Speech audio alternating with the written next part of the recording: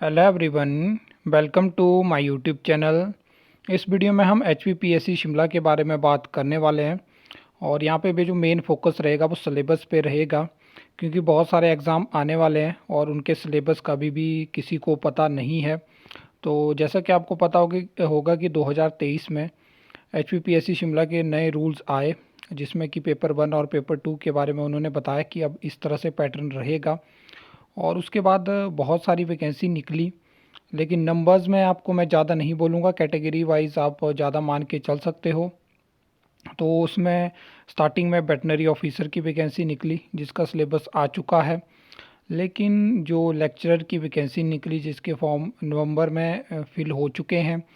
फिर उसके अलावा AE सिविल की थी, माइनिंग इंस्पेक्टर 3rd क्लास की जो उनके पास आई थी, असिस्टेंट माइनिंग इंस्पेक्टर और असिस्टेंट इन्वायरमेंटल इंजीनियर, और भी वैकेंसी है। तो उसमें अभी तक सिलेबस नहीं आ पाया है। तो लगातार मैसेजेस और कमेंट भी आते हैं कि जब हम HPPSC शिमला कॉल करते हैं तो या तो वो फ़ोन ही नहीं उठाते, अगर फ़ोन उठाते हैं तो आधी बात करते हैं और मतलब कॉल जो है वो काट देते हैं। बहुत सारे कमेंट जो हैं, अब मैं मतलब अभी ये कमेंट नहीं आ रहे, लगभग 1 महीना हो चुका होगा इस बात को। बहुत सारे मैसेजेस भी इसके रिगार्डिंग आए और पर्सनली मेरे साथ भी ये चीज़ें हो चुकी हैं, तभी मैं आपको बता रहा हूँ। तो क्या है कि रूल्स तो उन्होंने बना दिए, लेकिन सिलेबस वही फिर बात आ जाती है कि इतना मतलब सिस्टम ऐसा है कि अब ऐसा तो होगा नहीं कि आप एकदम से सिलेबस डालोगे और कोई मशीन है कि एकदम वो तैयारी करके फिर एग्ज़ाम दे देंगे, क्योंकि एक एक्चुअल सिलेबस होता है जो कि आप एडवर्टाइजमेंट के साथ आना चाहिए, ताकि स्टूडेंट को पता हो कि वो उसने किस तरह से तैयारी करनी है, क्या यहाँ पे सिलेबस है, क्या क्या उसको पढ़ना है। तो उसके अकॉर्डिंग सारी चीज़ें होती है, लेकिन यहाँ पे ऐसा बिल्कुल देखने को नहीं मिल रहा है।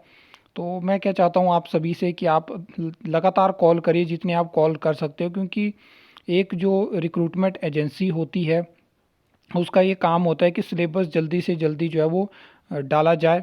और पहले तो क्या होता था कि HPPSC शिमला का एक कैलेंडर भी आता था, लेकिन वो भी इन्होंने बंद कर दिया। बहुत सारी चीज़ें थी जहाँ पे इनको अपग्रेड करने की ज़रूरत थी, लेकिन इन्होंने सिस्टम को डाउनग्रेड किया और अब यहाँ पे हालत ऐसी हो चुकी है कि कुछ भी पता नहीं होता है।